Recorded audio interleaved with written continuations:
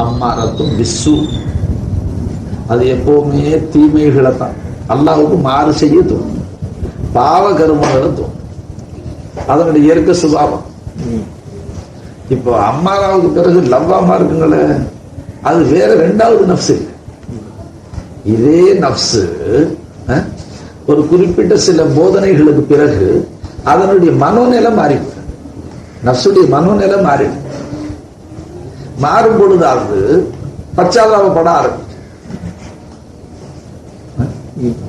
அதாவது நாமும் எஜமானனுக்கு இப்படி துரோகம் செய்தோமே, அல்லாஹ்வுக்கு மாறு செய்தோமே என்றெல்லாம் அது வெட்கப்பட ஆரம்பிக்கிறது. அப்ப அதனுடைய பேரு மாறிவிடும். அதுக்கு லவ்வாமான்னு சொல்றோம். வலா உக்ஸிமு பின் நஃப்ஸில் லவ்வாமா, குர்ஆன்லயே வந்துருச்சு. அதனால நீங்க 4 நஃப்ஸ் இருக்கிறதாக நினைக்கக்கூடாது. ஒரே நஃப்ஸ் தான். அந்த நஃப்ஸுடைய படித்தரம்.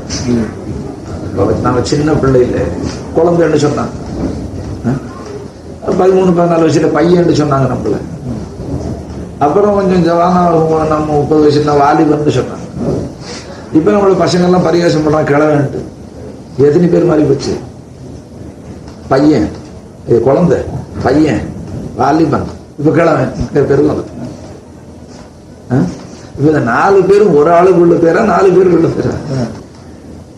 நிலைகள் மாறும் பொழுது பேர் மாறி. அந்த மாதிரி தாங்க இதிலேயே கவனமா இருந்தீங்கன்னு சொன்னா, இதுவும் நஃப்ஸுடைய ஒரு சூழ்ச்சி. உங்களை ஹக்க அடைய விடாம கெடுக்கிறதுக்கு இந்த கவலையை கொண்டாந்து நஃப்ஸு போட்டுருச்சு.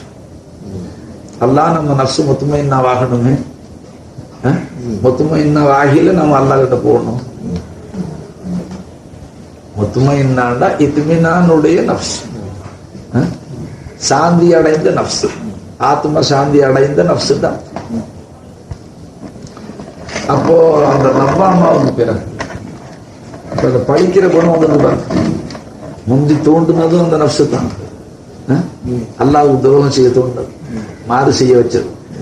அதே நஃப்ஸ் சில போதனைகளுக்கு பிறகு, நல்லுபதேசங்களை கேட்டதற்கு பிறகு அதனுடைய குணம் கொஞ்சம் மாறும்.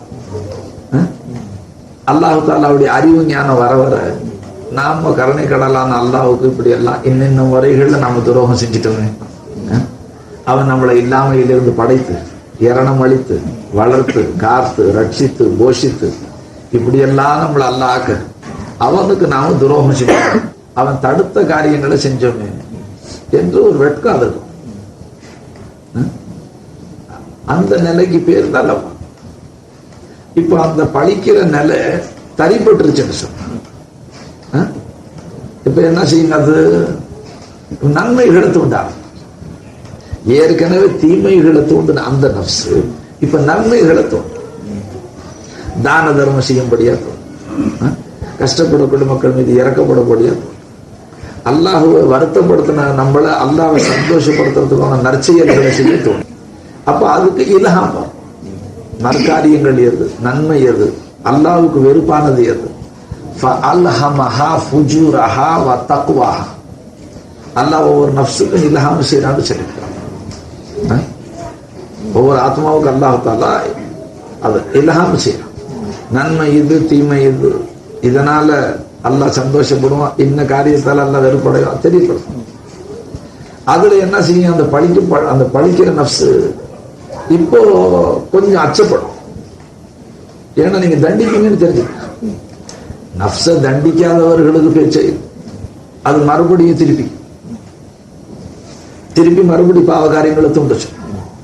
மேல் நோக்கி போகக்கூடியவர்களை இப்ப ஆரம்பத்துல தீமைகளை தூண்டின அதே நஃப்ஸை இப்ப நன்மையை செய்ய சொல்லித்தோம், அல்லாஹ்வுக்கு பிரியமான நற்கிரியைகளை செய்ய சொல்லித்தோம். அந்த நிலை சாத்தியமாயிட்டால் அதற்கு பேர் முல்ஹிமா.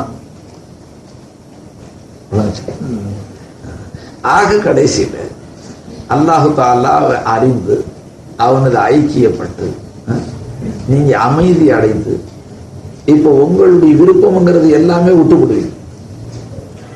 என் நஃப்ஸ் முத்துமைன்னாவா ஆயிடணுங்கிற அந்த ஆசையை நீங்க விட்டுவிடுவீங்க.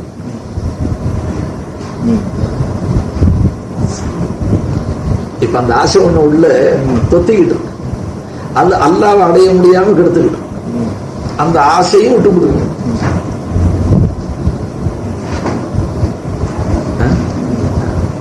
அப்புறம் வாழ்க்கையினுடைய சகல அம்சங்களையும் நீங்க அல்லாஹ்வின் பேர்ல எந்த விதமான ஆட்சேபனையும் இல்ல. அவன் உங்களை எப்படி வைக்கிறான்னு அப்படி இருக்கு.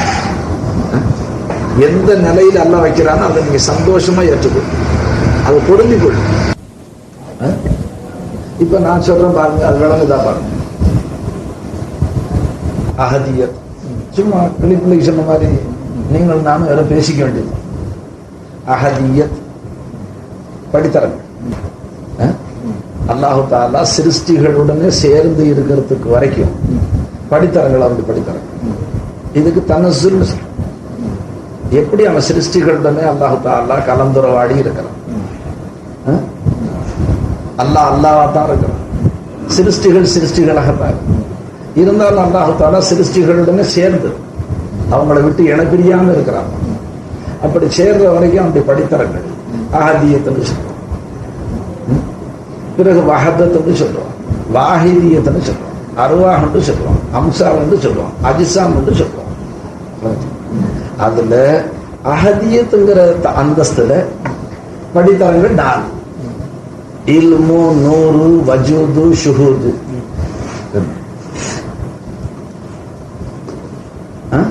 எத்தனை படித்தரங்க? இல்மு, நூறு, வஜூத், ஷுஹூத்.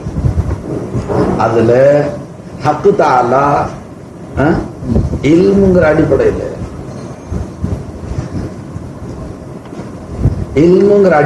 அல்லாவுடைய இல்மு இருக்கு. இல்மு, அந்த இல்மு ஞானம் நம்மளுடனே சம்பந்தப்படும். அது ஹக்குன்னு சொல்லாம அங்கே அனான்னு சொல்லுவோம். வஹதத்துடைய அந்தஸ்துல அனா, அஹதியத்துல ஹூ, வஹதத்துல அனா, வாஹிதியத்துல இன்சா. அந்த அனாவுடைய படித்தரங்கள் இல்மு, நூறு, வஜூது, ஷுஹூத். அப்ப அனா बाएतिबार इल्म तअय्युन से जब मुतअल्लक होता है, क्या नाम पाता है?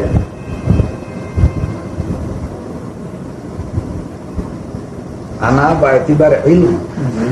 தாயின் உடனே இப்ப தாயின் ஒரு அரபி பதம் போட்டு அது என்னன்னு நமக்கு இல்லைங்க. அதனால அந்த அந்த பாடங்கள் எல்லாம் நம்ம படிக்காததுன்னா இப்ப நப்சு எங்க இருக்குன்னு கண்டுபிடிக்கும். இது தங்களுடைய ஆராய்ச்சியில இவ்வளவு காலம் இந்த பாதையில நீங்க பல ஷேக்குமார்கிட்ட போய் கடைசியில் எங்கிட்ட வந்து சேர்ந்தது. அல்லாஹ் ரஹ்மத் செய்யும். முந்தின ஷேகுமார்கள்ல நப்சு எங்க இருக்குன்னு சொன்னாங்க.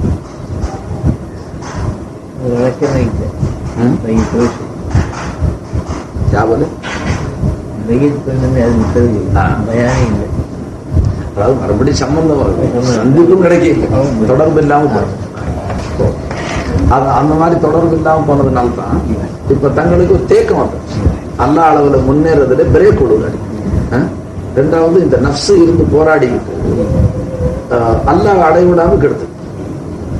இப்ப ஆனா இல்முடைய அடிப்படையில தாயினுடனே கொள்குதல் அதற்கு சம்பந்தம் ஏற்படும் பொழுது அதற்கு கல்வெண்டு பேர் வந்துச்சு. கல்வெண்டு பேர் வந்துச்சு. அதே ஆனா அதாவது அந்த அஹதியத், அஹதியத்துக்கு அடுத்தபடி வஹதத். அந்த வஹதத்துக்கு மிஸ்தாக்கு ஆனா, வஹதத்துக்கு மிஸ்தா ஆனா மிஸ்தாக் தான், வஹதத்துக்கு மிஸ்தாக்கா. இப்ப அந்த ஆனா மறுபடியும் வஜூதுடைய அடிப்படையில தாயினுடனே அதற்கு கொள்குதல் சம்பந்தம் ஏற்படும் பொழுது இப்ப தாயினுண்டா என்ன, அது எங்க இருந்துச்சு, அல்லாஹு தாலா அந்த தாயினுடனே எப்படி இணைஞ்சான், எப்படி சம்பந்தப்பட்டான், அவங்க ரெண்டு பேருக்கு இடையில எப்படி ஐக்கியம் ஏற்பட்டுச்சு, அந்த பாடம் நம்ம படிக்கணும். அப்படி ஏற்படும் பொழுது अना बातिबार इल्म तायुन से मुताल्लक हुआ तो खल्ब नाम है। अना इल्म नूर, அடுத்தது நூறு, இல்மு நூறு வஜூது ஷுரு. अना बातिबार नूर तायुन से जब मुताल्लक हुआ तो रूह नाम है। ஆனா ஹக்குடையது.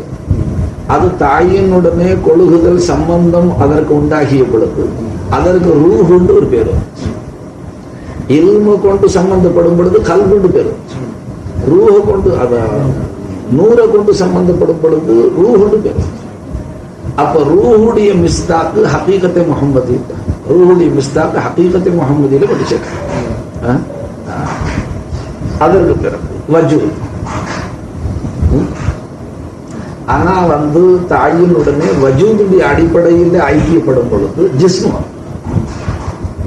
அதே ஆனா தாயினுடனே ஷுஹூதுடைய அடிப்படையில தாயினுடனே அது சம்பந்தப்படும் பொழுது அதற்கு பேரு நஃப்ஸு தான்.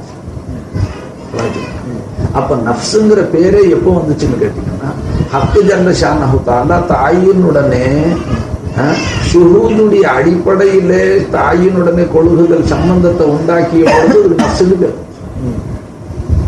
அதனால நஃப்ஸு ஒண்ணு தனியா இல்லை. இப்ப இந்த பாடத்திட்டம் வழங்காம நாம நஃப்ஸு பக்குவப்படுத்துறதுனால முடியும். அதனால தான் மகான்கள் மன் அரஃப நஃப்ஸஹு ஃபகத் அரஃப ரப்பஹு, யாரு தன் நஃப்ஸை அறிந்தானோ அவன் தன்னுடைய நாயனை அறிந்து கொள்ளும். அல்லாஹ் தேசா விளங்கி அல்லாஹ் தஆலா அறிந்து கொள்ளும். தேசானது இல்லை, அல்லாஹ்வுடைய அந்த அறிவு ஞானம் அவனுக்கு கிடைச்சு. இப்ப நஃப்ஸு என்ன செய்துங்க, அது இப்ப ஹக்களவுல போக விடாம குறுக்க நின்று நம்மளை கலாட்டம் பண்ணும். உங்களுக்கு ரொம்ப தொல்லை கொடுக்குறது நஃப்ஸ். இப்ப அல்லாஹ் அடையிறதுக்கு என்ன செய்யணும்? அபு யசீத் பிஸ்தாமி ரஹ்மத்துல்லாஹி அலைஹி அல்லாஹ் இடத்துல கேட்டேன், ஒன்னு அடையிறதுக்கு நான் என்ன செய்ய, என்ன அமல் செய்யணும்னு கேட்டேன். தா நஃப்ஸக வ தஆல், நஃப்ஸை விட்டு கொடுங்க, வந்துருங்க என்கிட்ட. உங்களுக்கு எனக்கு மத்தியில திரையா இருக்கிறதே அந்த நஃப்ஸ் வந்து. அதனால நஃப்ஸு கெட்டது, அதனுடைய குணப்பாட பொறுத்து இருக்கு. நம்ம மனுஷனை எல்லாரையும் கெட்டவன்னு சொல்லுவாங்க.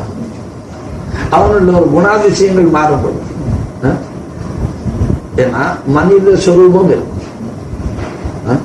அல்லாமா இக்பால் சொல்றாங்க, சூரத்தை இன்சான் லைக்கின் சீரத்தை, மனித அவயவங்கள் இருக்கு, மனித உருவம் இருக்கு, மனித வாடகை, மனித குணம் இருக்கு.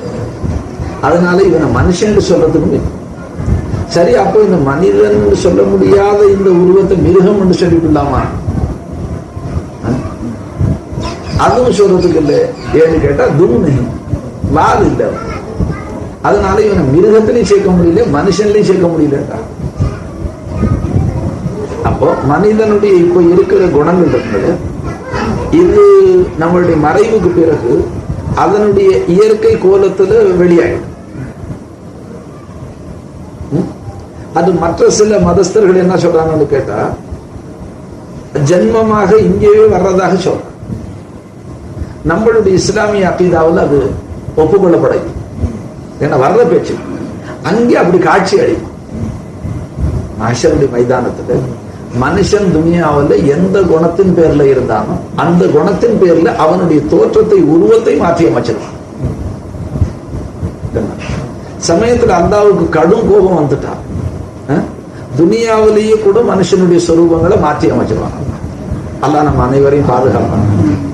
ஏன்னு கேட்டா, மனித உருவத்துக்கு தகுந்த குணங்கள், மனித உருவம் இருக்கு.